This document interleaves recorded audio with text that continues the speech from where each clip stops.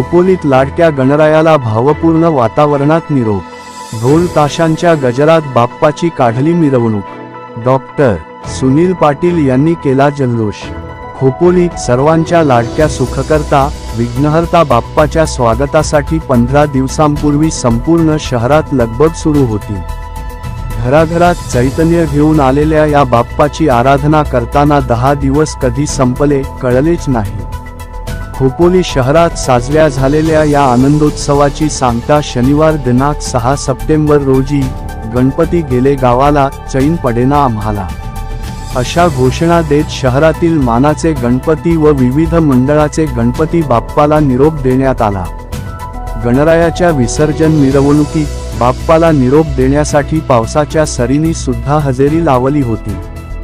भाविकांनी गणपती बाप्पा मोरया, पुढच्या वर्षी लवकर या च्या जयघोषात खोपोलीत भक्तांनी आपल्या लाडक्या गणरायाला भावपूर्ण वातावरणात निरोप देत ढोल ताशांच्या गजरात बाप्पाची मोठ्या जल्लोषात मिरवणूक काढण्यात आली.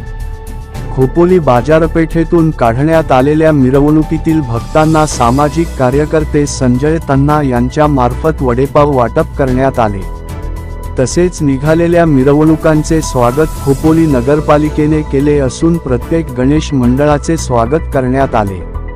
यावेळी उपमुख्याधिकारी, अधिकारी, कर्मचारी, खोपोली पोलीस निरीक्षक तसेच माजी नगराध्यक्ष डॉक्टर सुनील पाटील, माजी उपनगराध्यक्ष कुलदीपकभाई शेंडे, माजी नगरसेवक किशोर पानसारे, माजी नगरसेविका केविना गायकवाड, युवा नेते विक्रमशेठ साबळे, राहुल गायकवाड यांसह विविध क्षेत्रातील मान्यवर व गणेश भक्त लाडक्या बाप्पाला निरोप देण्यासाठी उपस्थित होते.